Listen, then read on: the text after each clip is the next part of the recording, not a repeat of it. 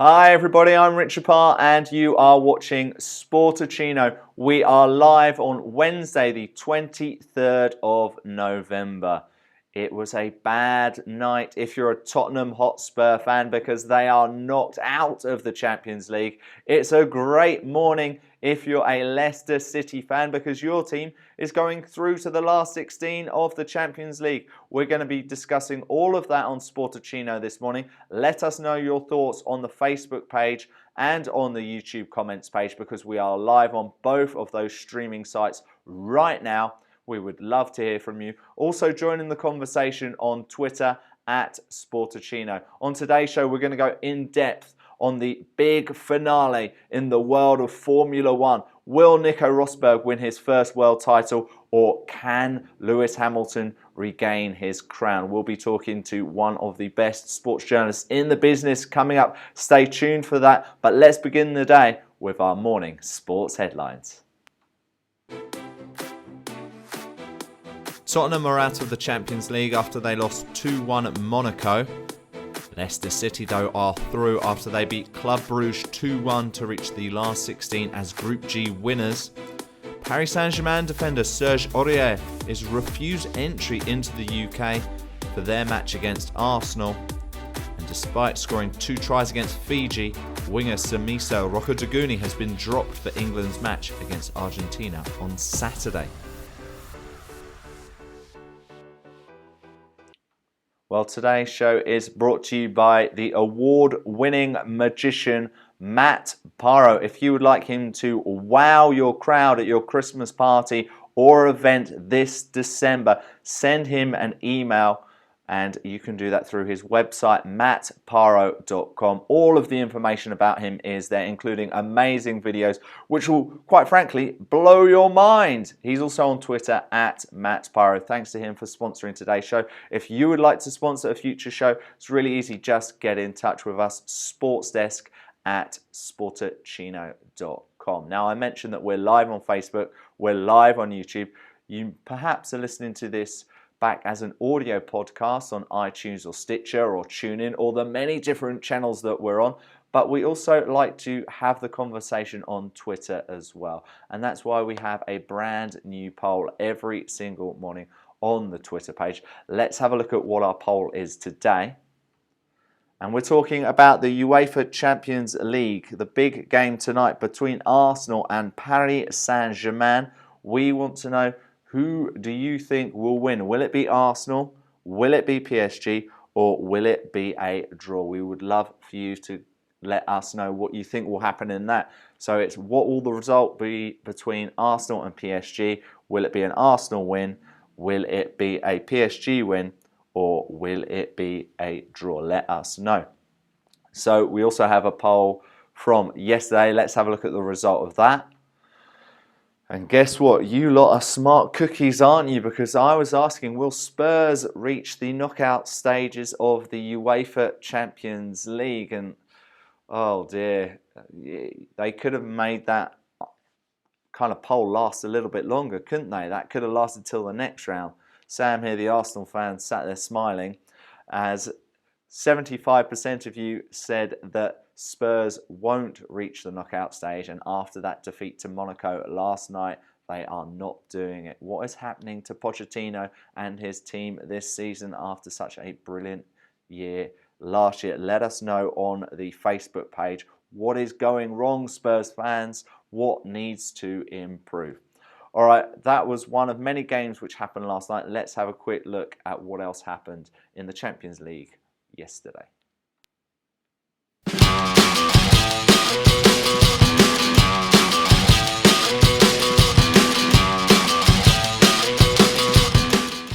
So, as I mentioned, it was Tottenham losing 2-1 at Monaco, and CSKA in Moscow and Leverkusen, they drew 1-1.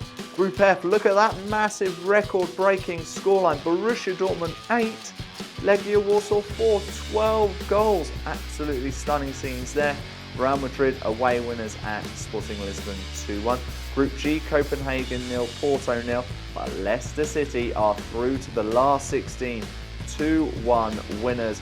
Mahrez's penalty proving to be the difference. Leicester top of the group and going through. putting behind their troubles in the Premier League right now. Group H, Lyon 1-0 winners at Dinamo Zagreb, and Sevilla lost 3-1 at home to the mighty Italian side, Juventus. So let's move on away from football, and it is a thrilling finale to the Formula One season. The reigning champion, Lewis Hamilton, is 12 points behind his Mercedes teammate, the World Championship leader, Nico Rosberg. They go head-to-head in the jewel in the desert, Abu Dhabi Grand Prix. What a way to end the season. And to talk about all of that, we're going to speak to one of the best journalists in the business when it comes to Formula One. It's the Metro's Formula One correspondent, Adam Hay-Nicholls. He's been able to squeeze time in to speak to us this morning before he flies off to the desert. Adam, welcome to Sportuccino. How are you doing this morning? Good, thanks for having me. It's great to have you on the show, Adam. How much are you looking forward to this weekend's Grand Prix? I'm really looking forward to it, and thank goodness that it has come down to the wire. I think it's really well set up for being the perfect finale, really. Obviously, the title is to a certain extent out of Lewis Hamilton's hands. All he can do is go out and win it. And he's rather dependent on Nico Rosberg having a bit of a fumble and falling off the podium. But with people like Max Verstappen charging hard for the podium these days, I have a feeling that it's not going to be a straight cut as some people think. Do you think Nico Rosberg might be slightly thinking, after losing the last few races and, well, Hamilton winning them, that Rosberg almost might have a little thing of a point to prove by winning this final race, saying, look, I've won it, I'm the champion, I'm the best, I've had the most first place finishes? Or is he going to be smarter than that and going, look, just finish behind Lewis and you're the world champion? Well, I think he's going into it very, very confident, more confident than we've seen him in the past. 2 years ago, we went down to the wire in Abu Dhabi, but he is a more complete driver than he is now. I think he feels, as a lot of people do, that this is his year. I don't think that it's going to be a problem for him psychologically to get on terms and to get the job done. However, I don't see him going all out and risking everything for the glory of crossing the line first. I think he will play the safe game. I don't think he'll take any risks, and I think that he'll quite happily, round out the podium if needs be, and just pick up the points to seal the deal. What about the track? Is Abu Dhabi the right place to be having this finale? I know the weather played a massive part last time in Brazil, Interlagos, but that's a bit more of a tricky track than, say, Abu Dhabi. Do you think it should be there? Do you think it should be maybe at somewhere else in the future?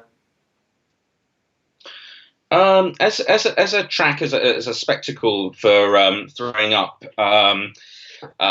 unconventional races and things like that, it's not really a classic, but it looks great. It looks like a track from the future, and it's a very good place to round out the season, I think, because it's got a terrific party atmosphere. There are all sorts of things going on there, with concerts and parties and things like that. So it does have a kind of end of term feel, and having it as a twilight race, starting in the daytime and ending in the night, is novel. It's very telegenic, and although it might not throw up a sort of classic kind of race like a Montreal or a Suzuka, it's not bad, and the improvements that they made to the track a couple of years ago have helped overtaking. So I like Abu Dhabi, and it's a good place to finish the season. Yeah, I've been to Ferrari World. I've been on those rides there, but never done the track, obviously. You mentioned Max Verstappen. Just how good is he? Is he going to be an all-time great? Yes. From what we've seen, he's very, very, very special.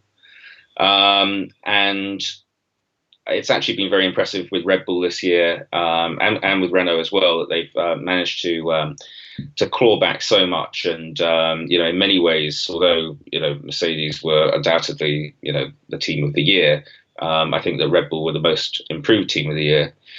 And he could well find himself in a position next year that he's in a car that can properly challenge and not just pick up wins when Mercedes drop the ball. Where do you think that might be, Adam? When? Where do you think? What car do you think that might be?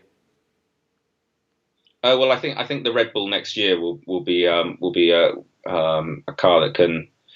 I mean, there's going to be very hard pressed to beat Mercedes for the championship, but I think that they can win more consistently and on pure merit.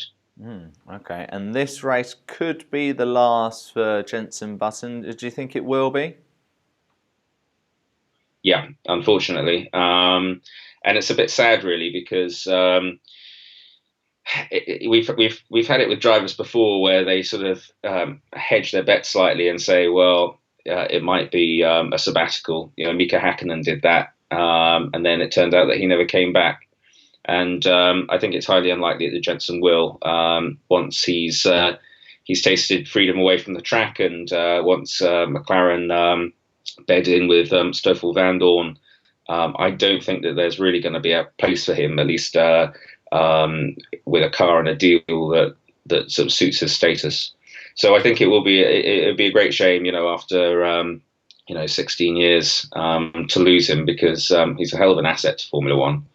And at the same time, we're losing Felipe Massa, but Felipe's, I think, going about it the right way, which is to say, this is pure retirement, and I'm out, and let's have a big party, and we wish them both the best, because they've both been around for a long, long time. And one person already leaving the motorsport world from McLaren is Ron Dennis. They brought in, I believe it's Zak Brown now to take over there. What have you made of all the changes they're making? Well, we'll see how it plays out. Zak Brown is he's very well known in the paddock. He's very well known to McLaren. Commercially, he's as experienced and senior as they come. He's run racing teams as well, his own racing teams, but on a much smaller operations than McLaren, of course. So I have no doubt that he's going to be commanding the commercial side very successfully. And I suppose the good thing with him is that he gets on well both with all the shareholders, really. So he might be able to calm the waters a little bit with Ron Dennis. That's become quite acrimonious, and it will be interesting to see if Ron makes an appearance in Abu Dhabi, because there are rumours that he will be, in order to sort of get his support base on side and tie up whatever commercial and entrepreneurial things he wants to do in the future. So that all eyes will be on McLaren this weekend, and it's been a tough year for them. It's been a tough 2 years, and everybody really wants to see them show major improvement next year with Honda. And so there's a lot of pressure on Zak Brown, Eric Boulier, and all the guys there. We'll have to see what happens there. So Adam, come on, let's get a prediction. What do you think is going to happen on Sunday? Well, from my point of view, it's nice when you have a new champion crowned, and as I say, I think it is Nico's year. However, if he gets second place or third place and ties up the title on Sunday, it'll be I guess the fairy tale that we want to see is for Lewis to win it, because that's the more unexpected result. And I don't think that it's going to go to script, and I think that there will be a bit of drama. I'm hoping there will be. Quite often, in these kind of situations, when you think that it's going to go one way, it really does go the other. And I can see it either being tougher for Rosberg than he expects, or for Lewis to just boss it and somehow retain that crown. And to be honest, that's really what I'm hoping for, because that would be the fairy tale. Well, it's going to be a thrilling finale, the duel in the desert, Rosberg versus Hamilton, the finale at the Abu Dhabi Grand Prix. Adam, it's been great to get your thoughts. Just before you go, tell us how we can continue to follow what you're up to on social media and everything else that's going on in your world right now, please. Yeah, well, of course, I write all the Formula One stuff in Metro, so I'm in that paper every day, and I'm on Twitter at Adam Hay-Nicholls, all one word, and on Instagram as Adamski173. Wonderful. I'm following you on Twitter, but not yet on Instagram. I'll get on to that after the show. Adam Hay-Nicholls from the Metro there, Formula One correspondent. Thank you so much for your time this morning on Sportuccino. Thanks very much indeed. Great to hear from Adam there. He's off to Abu Dhabi to see that fascinating encounter coming up in the Formula One Grand Prix.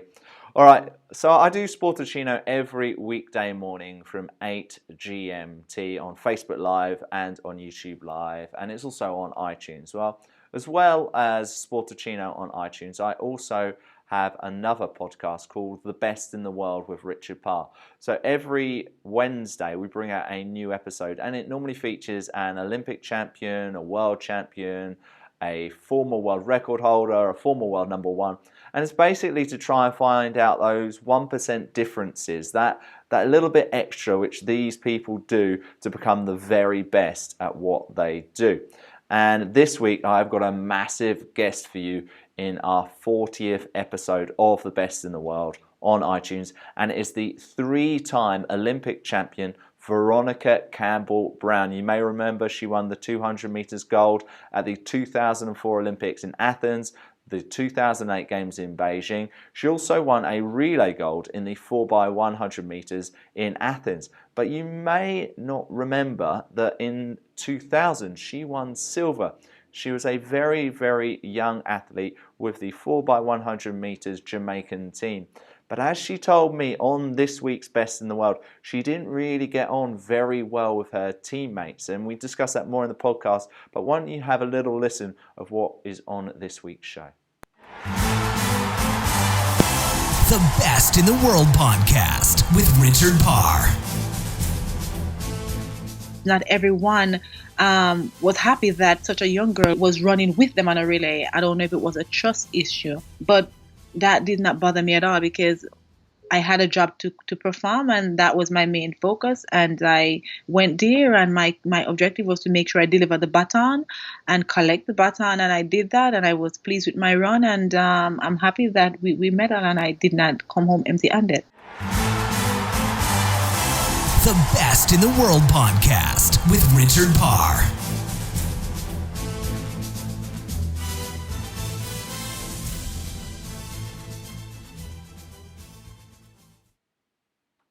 richardparr.net/iTunes to listen to that interview with Veronica Campbell-Brown. What a great guest on this week's Best in the World. And of course, there's a massive back catalogue of all kinds of athletes such as Darren Campbell, David Campese, Stephen Hendry, Sean Murphy, Liz McColgan. We've got so many great athletes on the Best in the World. If you like high performance, that is a podcast for you. All right, moving on. I want to give you a quick reminder that today's show is brought to you by the award-winning magician Matt Parro. Produces amazing tricks which you just won't believe your eyes when you see them, and he can do it at your wedding, he can do it at your christening, he can do it at your birthday party, he can do it at your Christmas party. All types of events Matt Parro can cater for. Have a look at his website. It's mattparro.com. Lots of really interesting things there. Pictures, videos, quotes, testimonials, all kinds of different things. Check that out, mattparro.com. He's also on Twitter at Matt Parro. Thanks to him for sponsoring today's show. If you would like to sponsor a future show, send us an email, sportsdesk@sportuccino.com. All right, we mentioned last night's Champions League games. Let's have a look at what is going on Wednesday night in the Champions League.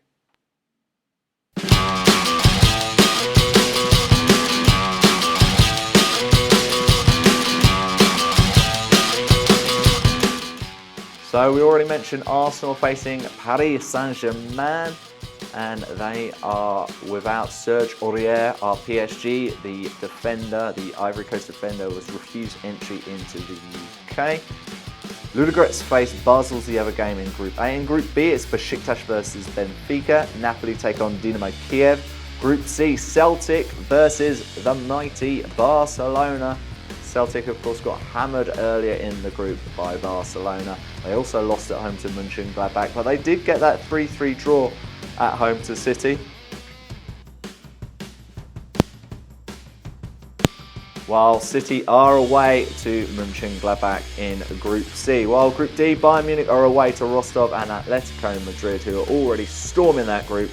They are at home to PSV Eindhoven.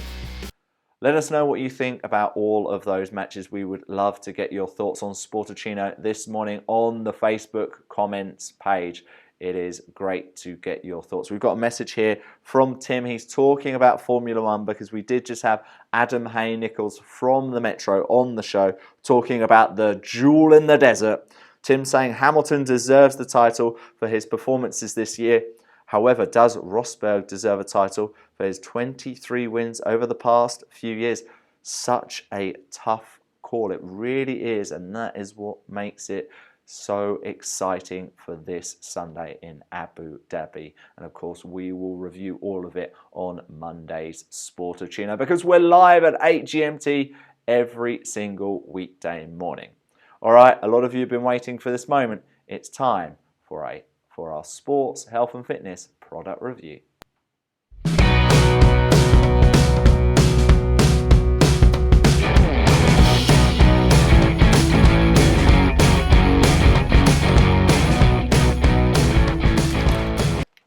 Today, we're eating well and truly. They are gluten-free tortilla chips, deliciously crunchy and 40% lower in fat, 100% natural ingredients. Let's have a little bit more about the ingredients and the nutritional information. So, per 100 grams, so how big is this bag firstly? This bag is 125 grams, well that gives us an idea. There's 458 calories in 100 grams. Oh geez, better not eat all of this. That's a lot of calories. That is a big gym session to start burning all that off. 14 grams of fat, 76 grams of carbs, 6 grams of protein. That's more than I thought it would be. 1.4 grams of salt, 2 grams of fiber. So yeah, well and truly, they say they're made from corn and corn oil, pinch of salt, and that's it. Gently salted tortilla chips are deliciously lower fat. Eat with salsa, guacamole, or just as they are. Well, I don't have salsa or guacamole today. I'm just going to eat them as they are. Gluten-free, important. Vegan, if you're a vegan. Egg-free, interesting. But then I guess if they're vegan, they would be egg-free. Nut-free, 40% less fat. Vegetarian, GM-free, 100% natural ingredients. So they sound tasty. It sounds good, a little bit high in calories for my liking, but it's all about the taste test, isn't it, people? It's all about whether they taste any good. I can never open them, though. Oh, pop. Snap, crackle, and pop. So they look like Doritos, as you'd expect from tortilla chips. There you go. Are they as tasty as Doritos?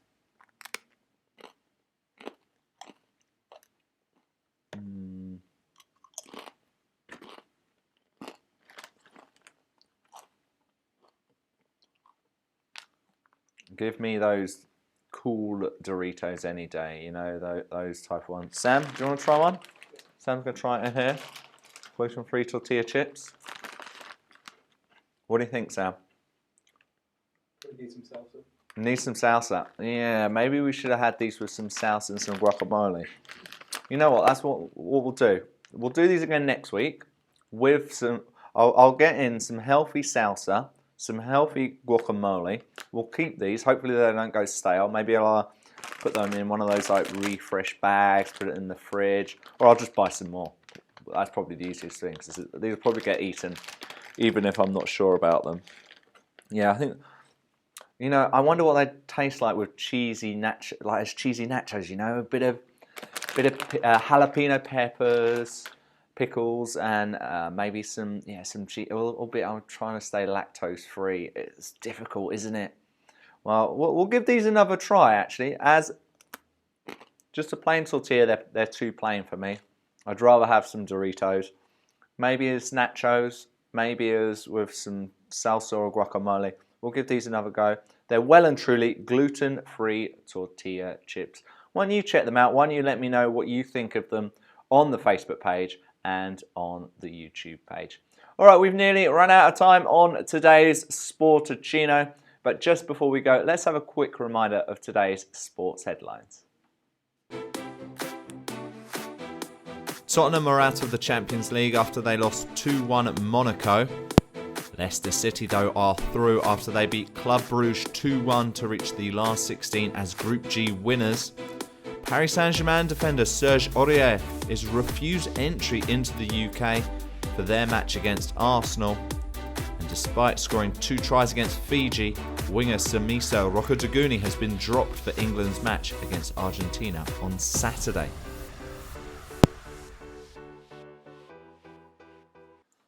The thing about tortilla is they're a bit like pretzels, a bit like the other day. Like, you try them and you're like, oh, they're a bit bland, but then they become moreish and you eat more. So during those headlines, I was just eating more and more tortillas.